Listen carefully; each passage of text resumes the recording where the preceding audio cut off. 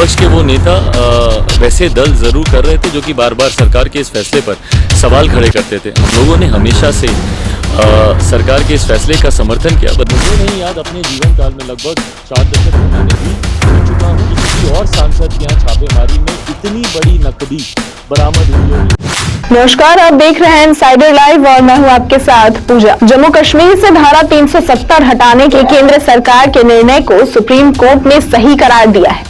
Supreme court के फैसले के बाद देश भर में इसको लेकर बयानबाजी का दौर शुरू हो गया है। कल तक सरकार के फैसले पर सवाल उठाने वाले विपक्षी दल आज सुप्रीम कोर्ट के फैसले का स्वागत कर रहे हैं, तो वहीं एनडीए में शामिल दल विपक्ष पर हमलावर हो गए हैं। लोजपा रामविलास के राष्ट्रीय अध्यक्ष चिराग पासवान ने विपक्षी दलों पर निशाना भी साधा है। चिराग पासवान ने कहा है कि हमें इसी तरह का फैसला आने की उम्मीद थी। उन्होंने कहा कि सुप्रीम कोर्ट ने जो फैसला सुनाया है उससे हमें खुशी है। जम्मू कश्मीर को राज्य का दर्जा देने के लिए केंद्र सरकार वहां जल्द से जल्द चुनाव कराने के लिए कदम उठाएगी। उन्होंने कहा कि विपक्ष के नेता अनुच्छेद 370 पर सरकार के फैसले पर बार बार सवाल उठा रहे थे, लेकिन हम लोगों ने हमेशा इस फैसले का समर्थन किया है।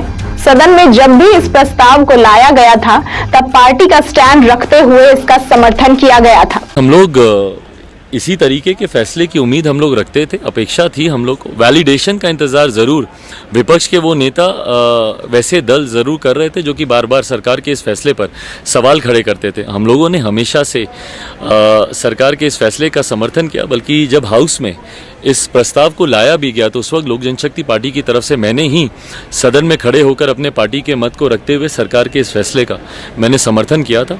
और आज जब सुप्रीम कोर्ट की तरफ से भी सरकार के समर्थन में ये फैसला आया है तो हम लोगों को यकीनन खुशी है और यही अपेक्षा भी थी। साथ ही में स्टेट हुड को दोबारा से बहाल करने की जो बात सुप्रीम कोर्ट ने कही है, सरकार इसके लिए पहले से ही कमिटेड है और मुझे लगता है जल्द इलेक्शंस भी वहां पे कराए जाएंगे।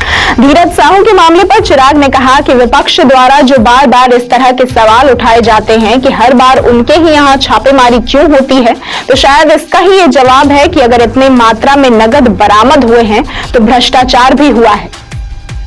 क्योंकि मुझे तो नहीं याद कि मेरे जीवन काल में मैंने इतने ज्यादा मात्रा में किसी सांसद के यहाँ से नकदी की बरामदगी के बारे में सुना हो। तो सुनिए क्या कुछ कहा चिराग पासवान ने। जो विक्टिम कार्ड बार बार विपक्ष के नेताओं के द्वारा खेला जाता रहा है कि भैया कि विपक्ष के नेताओं को ही क्यों टारगेट किया जाता है, सिर्फ हम ही लोगों के यहाँ क्यों छापे होते हैं, ईडीआई सीबीआई सिर्फ विपक्ष के नेताओं को ही टारगेट करती है। मुझे लगता है ये प्रमाण है कि आपको टारगेट नहीं किया जा रहा, आपके यहाँ भ्रष्टाचार हुआ है। मुझे नहीं याद अपने जीवन काल में लगभग 4 दशक तो मैंने भी जी चुका हूँ।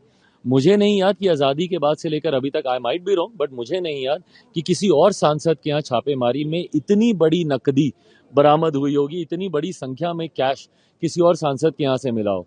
तो ये दर्शाता है कि भैया भ्रष्टाचार जो पिछले 70 सालों में कांग्रेस और उनके सहयोगियों के द्वारा किया गया है, ये उनके सबूत भी सामने आ रहे हैं। ऐसे में संभवतः कांग्रेस शायद मजबूती से साथ में खड़ी नहीं हो, बट फेस सेविंग के लिए कांग्रेस के पास अब कुछ बचा भी नहीं है। ऐसी तमाम खबरों और जानकारियों के लिए देखते रहें इनसाइडर लाइव।